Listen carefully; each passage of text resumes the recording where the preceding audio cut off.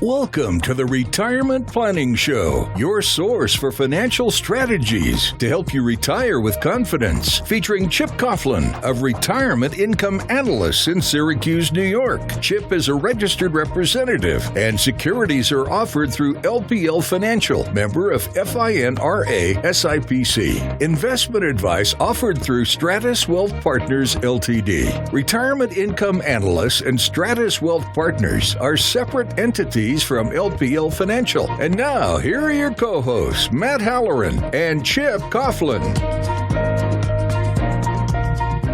Hello and welcome to episode number 19 with Chip Coughlin.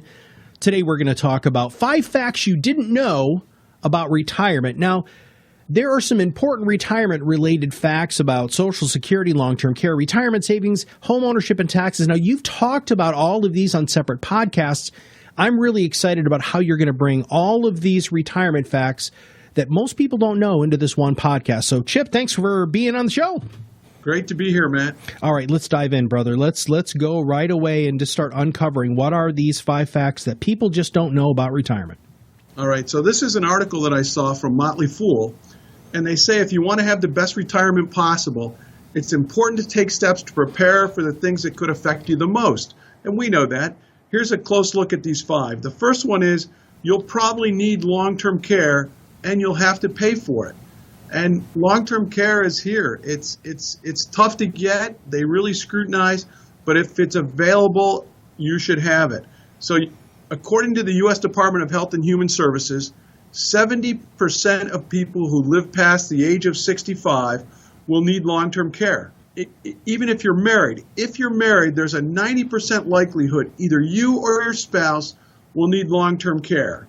So if you live to retirement age, Matt, the odds are good that you'll end up needing some type of long-term care. Mm-hmm. And without having long-term care, you're opening yourself up to a very, very costly stay in a nursing home. And you don't want to do that. And long-term care is not always covered by health insurance or Medicare. So we want long-term care. We want to increase retirement savings to cover this cost. And, it's important to have. I don't overlook this with my clients. I suggest they have it. Many of them already do when they come to me. But it's something you have to put on your list and you have to check it off. All right, Chip, I'm going to play devil's advocate here if you don't mind. It's really expensive, isn't it? It's pretty expensive, but the alternative is even more costly. Yeah, okay. And if you believe in statistics, and we live in a statistical world, 70% of adults are going to need some type of long-term care in their lifetime. So long-term care is based on your age. So if you turn 50, it's something you want to think about at that point. Because number 1, you're younger. Number 2, you're probably more insurable at that point. Mm-hmm. And being younger, the cost is less. All right, what is the second fact you didn't know about retirement? Well, Social Security, they're talking about the full retirement age may increase soon. And, the full retirement age, that's the age when you qualify to receive 100% of your Social Security benefits. And it's usually for baby boomers between 66 and 67. I know for me, mine is 66 and 6 months. And it's set to remain in there through 2020. But for a 6-year period, starting in 2021, the full retirement age will be pushed by 2 months up, meaning that it would be 66 and 2 months for those born in 55, 56, and 4 months for those born in 56, and so on. So your full retirement age at that point might be 67 rather than 66. So you got to think about that. You got to plan for that. Because many people wait to the full retirement. Because if you take your Social Security early, they discount the benefit that they're going to send you, number 1. And number 2, there's an offset to how much you can earn. It's about $17,000 before you start giving up some of your Social Security benefit. So what I'm saying by that is if you make around $17,000, for every $2 you earn above that, you lose $1 worth of Social Security. So let's summarize. Anyone that's born after 1954 will either have to delay retiring a little longer to get their full benefit or elect to get a smaller check each month if they retire at 66 or sooner. So if you're planning to retire anytime between now and 2027, It's a good idea to make sure you know when your full retirement age is, okay, and what that benefit will be. Again, if you think about the big picture, Social Security was meant to be a supplement, and we've talked before about, 50% of Americans use Social Security as their only means of retirement. Right. It's meant to be a supplement, but it's there for everybody. I think the statistic is over 95% of Americans will get Social Security, but you got to be smart about how you do it. And when we talk with clients, we counsel them about when's the best time to take Social Security, what are they planning on, do they need the income, what does their life expectancy look like? All of those factors go into the calculation to determine when's the best time to take it. It's not always taking it at 62. Sometimes it's waiting. And I'll tell you, one of the benefits of waiting is if you wait from your full retirement age, for me that's 66.6, and you wait till age 70, it goes up by 8% a year that's guaranteed. Wow. Now that's the government giving you an 8% benefit increase each year by waiting, and that's a pretty good deal.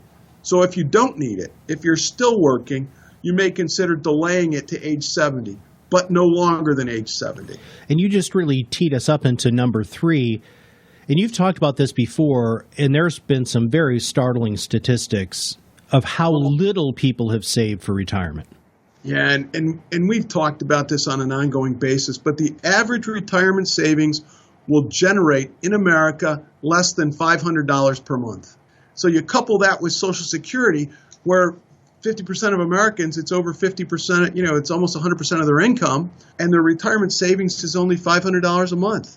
According to Vanguard, which manages millions of retirement savings accounts, the median balance in defined contribution plans, think 401k, 403b, IRA, simple IRA, and so on, that Vanguard manages for people 55 and over was less than, and that's important, less than $72,000 in 2015. So that's not much. And by context, that would only generate about $240 per month in retirement income. This covers only a small selection of retirement savings, but even a small sample of this is really concerning. So again, if you have a retirement plan, take advantage of it. Minimally put in what we call the minimum maximum. That is the minimum amount you have to put in to get the maximum match from the plan. Start young, keep adding to it over time so that you can have more than $72,000 in that account when you're ready to go off to retirement. Because in the absence of that, okay, all you're going to have is Social Security, and that's not going to lend you a great retirement income or a great retirement lifestyle. So in that scenario, you'll have to keep working. People want to retire. I want to retire. Yeah. But I think looking like it's going to be closer to 70 for people in my generation, which is, as you just said, probably a really good thing, because even though in 2020 it's going to be pushed up until it's 67, even those extra 3 years at 8% over those 3 years, Chip, that's some walking around money. Yeah, exactly. And when I was younger, I thought Social Security, hey, that's going to be gas for the car. Mm-hmm. But now I'm 60 years old, I look at my benefit and I'm saying, hey, that's pretty good, because the benefit is based on what you earned. So if you didn't earn much, the benefit's not going to be much. But the maximum taxable wage base this year, I think, is $127,000. So if you earned good money, you're going to have a nice benefit. Your spouse will have a good benefit as well. So it's going to be a part of the retirement equation. It can never be the whole equation. Number 4 of these 5 facts you didn't know about retirement is that you actually have to pay taxes. Well, that's exactly it, Matt. And that's the craziest thing, because we're still going to have to pay some income taxes even when we're retired. Now think 401k, 403b, IRA, simple IRA. All of those accounts, when you draw money out of them, are taxed as income in the year they're received. Okay, so you're going to have to pay some federal tax on it, and if you live in New York State, you're going to have to pay some state tax on it. And it's regular income. Now, people say, oh, that's not fair, but you got a deduction or a reduction in income tax for putting the money in. It grew tax deferred. That's a good thing. So it's going to be taxable when it comes out. If you have a Roth IRA, and we like Roth IRA because Roth IRA is a tremendous planning vehicle, the Roth IRA, the money you receive from that is typically tax-free, all right, which is a good thing. So we're all going to have to pay some taxes. Now, Social Security, believe it or not, is taxable. And if you have a married filing joint and you have an income over or between $32,000 and $44,000 of MAGI, 50% of your Social Security is going to be taxable. Hey, wait, Chip, what is MAGI? Modified Adjusted Gross Income. All right, thank you. And if you have an income over $44,000, I'm looking at 2017's guide. If you have an income over $40,000, 85% of your Social Security is going to be taxable. So it's very difficult to escape tax during retirement. That's why I tell my young clients, use some of the Roth programs, either a Roth IRA, a Roth 401k, a Roth 403b. Get a store of tax-free money so that you can do some planning when you retire to keep your tax bracket as low as possible. If you pay less taxes, you have more money in your pocket. Sure. Yeah.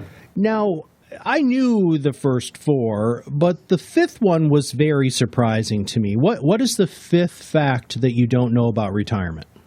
Well, the fifth one, it's surprising to a lot of people, is home ownership rates in retirement are trending down, but mortgage debt is increasing. Sounds like they're going in the wrong direction, doesn't it? Over the past decade, the percentage of older Americans who own their own home has fallen. Okay, and according to Harvard University study in 2014, the percentage of Americans aged 50 to 79 who owned a home fell between 2005 and 2013. And it's, that's pretty dramatic. And we're seeing that shift. The biggest percent decline, though, Matt, was in the younger group, those 50 to 64. It fell from 80% in 2005 to 76% in 2013. So we're seeing this in the younger demographic, but we're also seeing it in the retirees. For whatever reason, the carrying costs on a home, the upkeep on a home, the property and school taxes on a home, they're going to apartments, they're going to assisted living, they have a lot of different living choices now. So home ownership has started to decline in that age demographic. But we're also seeing that the amount of debt that they're carrying seems to be going up. So this is people that bought a house, took a 30-year loan when they were 50 years old, and they're paying it off every month, and yet they're retiring at 65 and they've got 15 years to go on the mortgage. Yeah, wow. And we encourage everybody to be as debt-free as possible when you get to retirement, because you don't want a large percentage of your retirement income going to pay debt. Mm-hmm. And I think that's important. There's a rising number of retirees who don't own a home. They'll face rising housing costs because the rent on an apartment or a condo or assisted living will go up over time, where the cost of your house, if you've paid it off, all you've got is the upkeep in the property and school taxes. So expensive housing is a tough thing. It really is. And again, I'm sorry, Chip. Hold on a second. What about the whole reverse mortgage thing? Is that taken into account here? It's really not. They said home equity often provides a critical safety net for many older retirees and can be tapped to use for care later in life. So if you're carrying a mortgage, let's think about that, then the amount you could take out in a reverse mortgage is significantly less. Okay, if you don't own a home, it eliminates the option altogether. But the reverse mortgage, and you've seen those on TV. Yes. They get very big actors out there promoting the reverse mortgages. And I don't know if they're a good thing, because then you become a partner with the bank in your home. And when you die, instead of passing that asset on to your heirs, you're going to give it first refusal to the bank. Gotcha. Okay. And it takes that asset off the table. And many times in retirement, other than your 401ks and IRAs and things like that, even together with those, your home might be your greatest asset. Mm-hmm. So I'd hate to see someone give it away in the hopes of having a retirement income from a portion of that and not being able to pass that asset on downstream. Gotcha. Well, that's all 5, Chip. Is there anything else you'd like to add before we do a recap? I think this is a nice list. The Motley Fool people put this together. I think it makes a heck of a lot of sense. And it all comes down to doing some planning. You need to think and plan well before retirement with some of these options so that you can take advantage of your age and your health. And as it relates to like home mortgages, make sure you've got the low rate, perhaps pay a little extra before you retire so you can own that home outright the day you quit your job, the day you retire from your job. And I think, being debt-free is being bulletproof in this day and age. And, I don't want a percentage of your retirement income to pay down debt. So you got to watch that. All right, recap those 5 facts you don't know about retirement. Okay, number 1, you'll probably need long-term care. And I think we have to really consider that. Number 2, the Social Security full retirement age will increase. And, Social Security is, a benefit we're all going to get, but let's manage it correctly and make good decisions there. Number 3, the average retirement savings will generate less than $500 a month. That's from a Vanguard study. Number 4, you'll still pay income taxes in retirement. And that's a sad fact of reality. Taxes are here forever. All right? It doesn't get any cheaper. And number 5, home ownership rates in retirement are trending down, yet mortgage balances seem to be increasing. All right, Chip. Well, thank you for your thought leadership today. All right, Matt. It's good being with you. And this was episode 19, 5 Facts You Didn't Know About Retirement with Chip Coughlin. If you have not subscribed to the podcast yet, make sure you take a moment and click that subscribe now button below. That way, every time Chip comes out with a new podcast, it'll show up directly on your listening device. For Chip Coughlin, this is Matt Halloran, and we'll see you on the other side of the mic very soon. Securities offered through LPL Financial, member FINRA SIPC. Investment advice offered through Stratos Wealth Partners, a registered investment advisor. Stratos Wealth Partners and Retirement Income Analysts LLC are separate entities from LPL Financial. Content in this material is for general information only and not intended to provide specific advice or recommendations for any individual. All performance referenced is historical and is no guarantee of future results. All indices are unmanaged and may not be invested into directly.